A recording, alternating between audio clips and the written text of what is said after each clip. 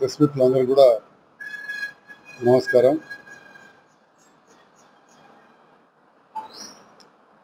గత కొన్ని నెలలుగా నేను ఎప్పుడైతే గౌరవ ముఖ్యమంత్రి, పిసిసి అధ్యక్షులు, మంత్రులు, సలహాదారుల సమక్షంలో ప్రభుత్వంతో కలిసి పనిచేస్తానని చెప్పినో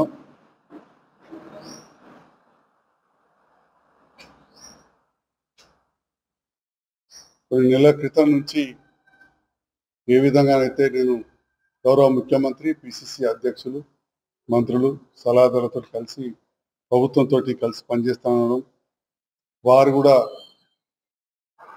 ఈ ప్రాంత అభివృద్ధిలో కావచ్చు, ఒక శాసనసభ్యునిగా ఎక్కడ కూడా నాకు గౌరవం తగ్గకుండా చూస్తామని మాట ఇవ్వడంతో నేను ప్రభుత్వంతో కలిసి పనిచేస్తున్న విషయం మీకు తెలుసు. అంటే ఆ సందర్భంలో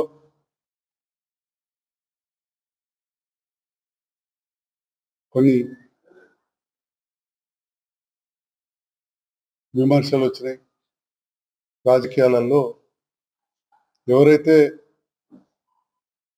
గతంలో కూడా వేరే పార్టీ నుంచి గెలిచిన వాళ్ళ ప్రభుత్వంతో కలిసి పనిచేయించుకున్నారో వారు కూడా మాట్లాడిండ్రు. అది నేను మళ్ళీ చెప్పేదేం లేదు. పెద్ద పెద్ద రాజకీయ విశ్లేషకులే వాటిపైన మాట్లాడింది. ఇది అంతకుముందు ఒకటి జరిగింది కాదా. అంటే కాంగ్రెస్ పార్టీలో అత్యంత సీనియర్ నాయకునిగా చెప్పుకునే జీవన్ రెడ్డి గారు, వారికంటే సీనియర్ వయసులో పెద్దవాళ్ళు ఉన్నారు, వారికంటే కూడా ఎక్కువ రోజుల నుంచి కాంగ్రెస్ పార్టీలో ఉన్నారు. కానీ ఎక్కువసార్లు గెలిచినా అని చెప్పుకునే జీవన్ రెడ్డి గారు అసలు విషయం మర్చిపోతుంది. కాంగ్రెస్ పార్టీలో నాకు తెలిసి ఎక్కువసార్లు ఓడిపోయిన నాయకుడు కూడా వారే, నాకు తెలిసినంత వరకు. 5 సార్లు ఎమ్మెల్యేగా, 3 సార్లు ఎమ్మెల్యే కూడా. ఓకే, వారు చేసిన సేవలకు చాలా సార్లు కూడా వచ్చింది, లేదా సేవలే కావచ్చు, 3 సార్లు ఎంపీ ఓడిపోయింది, 5 సార్లు ఎమ్మెల్యే ఓడిపోయింది. సేవలే కావచ్చు, రాజకీయంగా వారి పక్కనున్న రెండవ శ్రేణి నాయకులు ఎవరిని కూడా ఎదగనియకుండా వాళ్ళ కుటుంబ సభ్యులను వాళ్ళనే ప్రాధాన్యత ఇచ్చే వల్ల జగిత్యాల్లో ఇంకొకరు ఆల్టర్నేట్గా అప్లికేషన్ పెట్టుకుంటూనే లేకుండా. ఈ మధ్య కాలంలో నేను కాంగ్రెస్ ప్రభుత్వంతో కావచ్చు, ముఖ్యమంత్రి గారితో కావచ్చు, పిసిసి అధ్యక్షులతో కావచ్చు, మంత్రులతో దగ్గరైన తర్వాత మరి సహనం కోల్పోయి అసహనంతో ఇష్టం వచ్చినట్టు మాట్లాడుతూ ఉన్నారు. నేను కూడా పెద్ద మనిషి, వయసు పెద్దగా అయినా కొద్దిగా అప్పుడప్పుడు మన ఇంట్లో పెద్దలు కూడా అట్లే మాట్లాడతారు. మనం ఎందుకు లేదని నా పని నేను చేసుకుంటూ పోయినా, ఎన్నిసార్లు పోయినా కానీ మళ్ళీ మాట్లాడుతూ ఉంటే, నిన్న కూడా గాంధీ భవన్ సాక్షిగా ఇక నాతో లేడు, ఆయన మోస్ట్ సీనియర్, ఆమె ఇండిపెండెంట్. మరి గాంధీ భవన్లో కూర్చొని ఇండిపెండెంట్ అంటే నాకు అర్థం కాలేదు.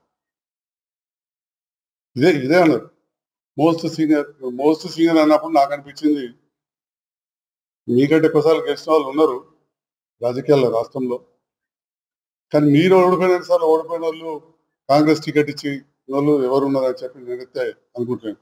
5 సార్లు ఎమ్మెల్యేగా, 3 సార్లు ఎంపీ ఓడిపోయాను. మరి మీ మీద గెలిచిన 5 సార్లు ఎమ్మెల్యేలలో 2 సార్లు నేను గెలిచిన. ఇక పెద్దలు మాజీ మంత్రులు రాజశేఖర గౌడ్ గారు, రమణ గారు, కేసీఆర్, ఎవరేం జగిత్యాల ప్రాంతానికి ఇవాళ కంట్రిబ్యూషనే లేదా? జగిత్యాల అంటేనే నేను, జగిత్యాల అభివృద్ధి గురించి నాకే తెలుసు, నేనే చేసినాను కూడా నేను మాట్లాడుతూ ఉన్నాను. అంటే మేము ఏం చేయలేదా?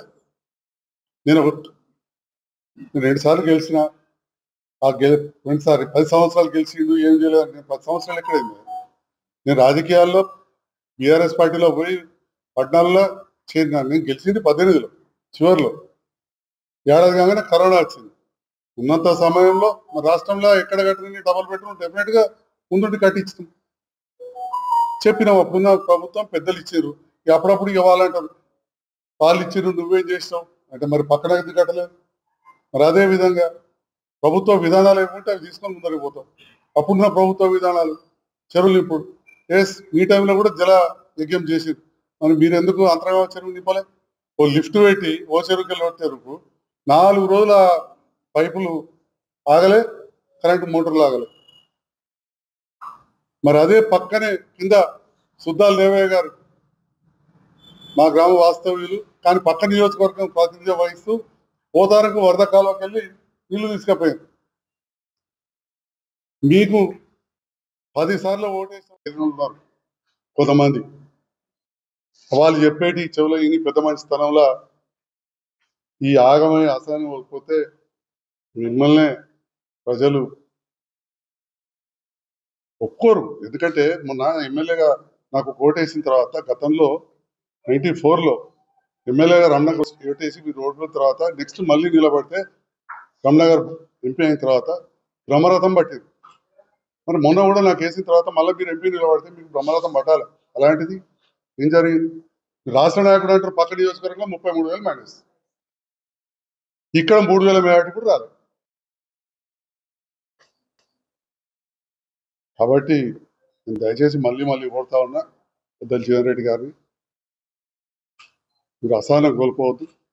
జగిత్యాల అభివృద్ధికి మీరు నాకు కాదు సలహాలు, మీరు చాలా పెద్దవాళ్ళు, మీరు పై స్థాయిలో సలహాలు ఇస్తారా, రాష్ట్ర అభివృద్ధికి సలహాలు ఇస్తారా, దేశాభివృద్ధికి ఇస్తారా? ఎందుకంటే మీరు పార్లమెంట్ మెంబర్ కూడా 3 సార్లు పోటీ చేశారు.